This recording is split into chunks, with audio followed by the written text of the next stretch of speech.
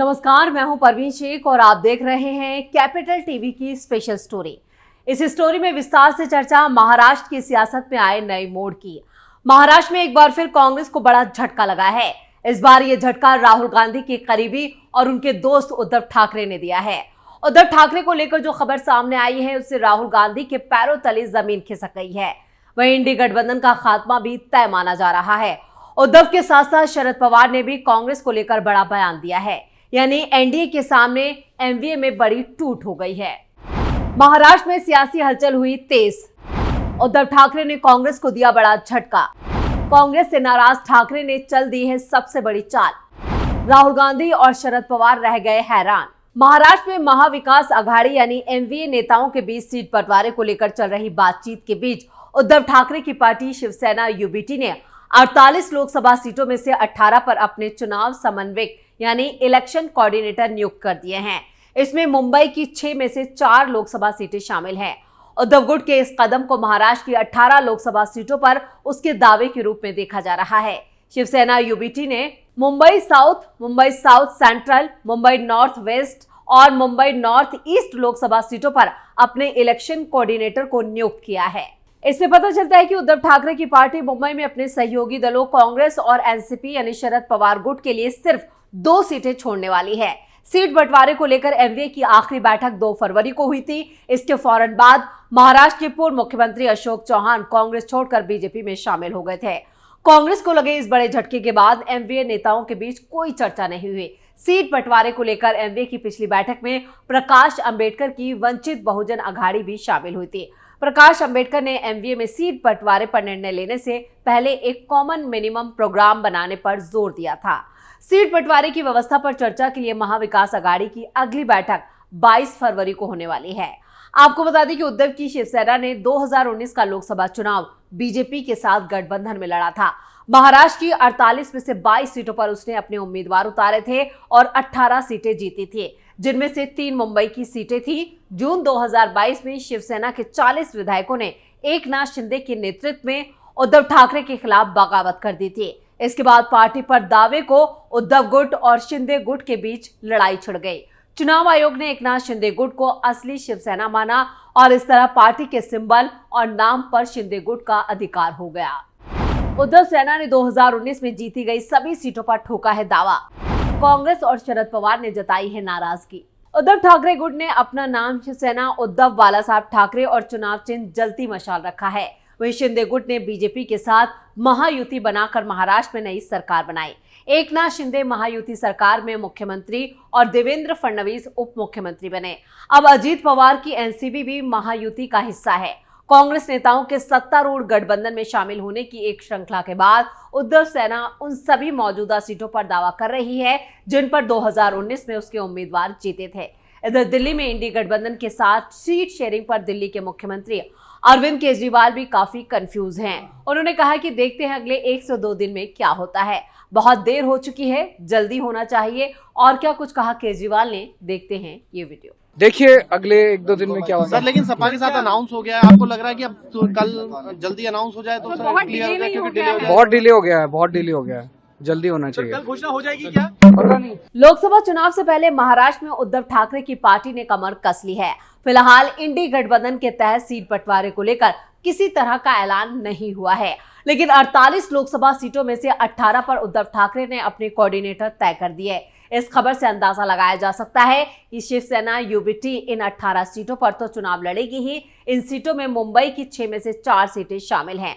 कांग्रेस के वरिष्ठ नेता और महाराष्ट्र के पूर्व सीएम अशोक चौहान के बीजेपी में जाने के बाद कांग्रेस के ऊपर काफी दबाव बढ़ गया है। ऐसे में शिवसेना की स्थिति काफी मजबूत मानी जा रही है।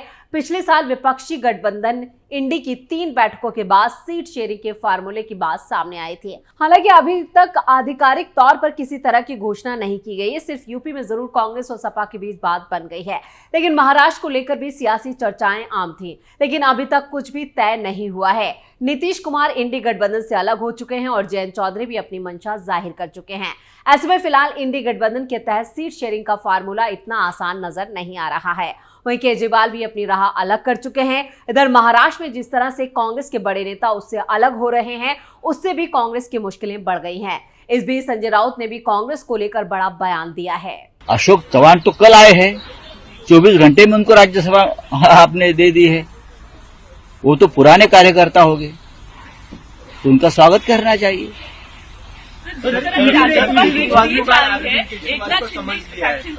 मिलिंद देवरा को दी गई सीट, अशोक चौहान को भी दी गई। ये है ना, जो पुराने कार्यकर्ता पुराने अभी मिलिंद देवरा जी का और ये शिवसेना का क्या संबंध है? जो डुप्लीकेट शिवसेना है, लेकिन डुप्लीकेट माल डुप्लीकेट शिवसेना में चला गया। ये एकनाथ शिंदे जी का सबसे बड़ा हार है जिंदगी की, कि वो अपने लोगों को उम्मीदवार नहीं बना सका। और जो दिल्ली से नाम आया, जिनका कोई उनके गुट से संबंध नहीं था, उनकी पूरी जिंदगी में कांग्रेस में चली गई। वैसे आजकल महाराष्ट्र कांग्रेस के हर नेता को लेकर खबरें फैल जाती हैं कि वो बीजेपी में शामिल होंगे। खबरें उठती रहती हैं, लेकिन कांग्रेस के लिए तकलीफ ये है कि इस पर भरोसा भी हो जाता है। सिर्फ मीडिया का ही नहीं, खुद कांग्रेस के नेताओं को भी इसका सबसे बड़ा कारण हाल ही में अशोक चौहान का कांग्रेस छोड़कर बीजेपी में शामिल होना है। वैसे अशोक चौहान कोई पहले नेता नहीं है जो कांग्रेस से बीजेपी में गए हैं। ज्योतिरादित्य सिंधिया से लेकर मिलिंद देवरा तक कई नेताओं के नाम शामिल हैं, लेकिन फिर भी अशोक चौहान इसमें अलग माने जाएंगे, क्योंकि उन्होंने उनके नाराज होने का कभी कोई यहां पर प्रमाण नहीं दिया और अब भी पार्टी में उनका ओहदा काफी बड़ा माना जाता था। कांग्रेस वर्किंग कमेटी के सदस्य तो वो थे ही, लेकिन महाराष्ट्र में पार्टी के अंदर उनकी हैसियत पर भी विवाद नहीं था। तब भी वो पार्टी में खुश नहीं थे और यही पार्टी के लिए चिंता का सबब है। एकनाथ शिंदे सरकार के विश्वास मत प्रस्ताव के समय जिस तरह से वो नदारद रहे, तभी से उनके बारे में अटकलें तेज हो गई थी। लेकिन इसके बावजूद वो कांग्रेस की सीमा को लांघकर चले जाएंगे, इस पर यकीन किसी को ना था। दरअसल अशोक चौहान के जाने से अब महाराष्ट्र में कांग्रेस से कौन जाएगा? जिसे जाना था वो चले गए, इस सोच को धक्का लग गया है। कुछ और कांग्रेस नेताओं को पाले में लाना चाहती है बीजेपी। विदर्भ और मराठवाड़ा जैसे इलाकों में बीजेपी कांग्रेस में लड़ाई, नेताओं के साथ छोड़ने से दायरे में सिमटी कांग्रेस। क्या है बीजेपी का अगला प्लान? 2019 तक कांग्रेस में आउटगोइंग देखने को मिली, जिसके बाद ऐसा माना जा रहा था कि तमाम मुश्किलों के बावजूद कांग्रेस अपनी साख बचाए रखेगी और बची कुची कुनबे के साथ लड़ लेगी। लेकिन अशोक चौहान के बाद ये बात साफ हो गई कि विधानसभा चुनाव तक तो कुछ और नेता जो हैं वो पार्टी छोड़ सकते हैं। लेकिन ये सवाल लाजमी है कि जब महाराष्ट्र में बीजेपी में इतने लोग बाकी पार्टियों से आ चुके हैं, शिवसेना और एनसीपी का एक बहुत बड़ा धड़ा पार्टी के नाम और चुनाव चिन्ह के साथ बीजेपी के साथ है, तब भी बीजेपी अशोक चौहान के बाद कुछ और कांग्रेस नेताओं को अपने पाले में लाना चाहती है। बीजेपी ने 2014 के बाद कई कोशिशें की ताकि महाराष्ट्र में वो अपने बलबूते पर सरकार बना सके या फिर उत्तर प्रदेश की तरह अपना मजबूत यहाँ पर वोट बेस तैयार कर सके। लेकिन बीजेपी की गाड़ी 27 से 30% वोट बैंक पर अटक जाती है। अब भी विदर्भ और मराठवाड़ा जैसे इलाकों में बीजेपी की असली लड़ाई कांग्रेस के साथ ही है। 2014 के महाराष्ट्र विधानसभा चुनाव में जब सभी प्रमुख पार्टियां अलग अलग चुनाव लड़ रही थीं, तब भी सबसे ज्यादा सीटों पर लड़ाई कांग्रेस बनाम बीजेपी की रही। ऐसे में अब भी कांग्रेस को तोड़ना बीजेपी के लिए जरूरी है। दूसरा, बीजेपी को दिख रहा है कि किसी भी लहर में हमारे खिलाफ पड़ने वाला वोट कांग्रेस की तरफ जा सकता है। मुंबई और आसपास के इलाकों में जहां शिवसेना उद्धव गुट ज्यादा सीटों पर चुनाव लड़ेगी, वहां वो वोट उद्धव गुट की तरफ ट्रांसफर होगा। ऐसे में चुनावी समर में मुश्किलें हो सकती हैं। यही वजह है कि अगले कुछ दिनों में मुंबई और आसपास के इलाके में स्थानीय कांग्रेसी नेताओं को बीजेपी में खींचने की कोशिश हो सकती है। लेकिन बीजेपी की मुश्किल ये है कि पार्टी में अब जगह कम होती जा रही है। साथ ही अलायंस पार्टनर शिंदे की शिवसेना और अजित पवार की एनसीपी को साथ में लेकर कांग्रेस से आए नेताओं को संभालना एक चुनौती है। अशोक चौहान फौरन राज्यसभा भेजे गए, नारायण राणे को भी इसी तरह संभाला गया था। लेकिन यही बात बाकी कांग्रेस नेताओं के साथ अपने खुद के कैडर को समझाते हुए करना बीजेपी के लिए आसान नहीं है। दूसरी तरफ कांग्रेस कमजोर करनी है तो उनके नेताओं को तोड़ना जरूरी है। महाराष्ट्र में नेताओं के साथ छोड़ने से कांग्रेस का दायरा सिमटा है। नारायण राणे कांग्रेस से गए तो कोंकण में कांग्रेस लगभग खत्म हो गई। इसलिए बीजेपी जिस इलाके में या जिले में उन्हें अपनी पार्टी बढ़ानी है, वहां कांग्रेस नेताओं को साथ लाने की कोशिश कर सकती है। महाराष्ट्र जैसे राज्य में सालों तक कांग्रेस ने राज किया और मंत्री बने ना बने, लेकिन सत्ता के साथ रहने की कांग्रेसी नेताओं की आदत रही है। कईयों को अपने अपने इलाकों में शैक्षणिक संस्थाएं, सहकारी संस्थाएं ऐसे मामलों में कांग्रेस में बिताने के बाद उम्र के इस पड़ाव पर सत्ता से बाहर विपक्षी राजनीति कईयों को भा नहीं रही है या मुश्किल लगती है। साथ ही संस्थाओं को जिंदा रखना है तो सत्ता को साथ में रखना कईयों की मजबूरी भी है।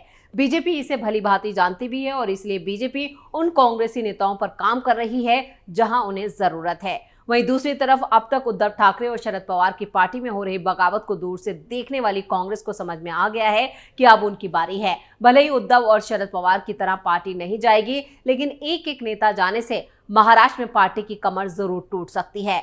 महाराष्ट्र में कांग्रेस का वोट है, लेकिन अगर नेता नहीं रहेंगे तो वो बिखर सकता है। इसलिए कांग्रेस में भी कुनबा बचाने की कवायद जारी है और इधर बीजेपी लगातार यहां पर कांग्रेस को तोड़ने की कवायद में जुटी है। तो ये थी हमारी स्पेशल स्टोरी। वीडियो कैसा लगा नीचे कमेंट बॉक्स में अपनी राय जरूर दें।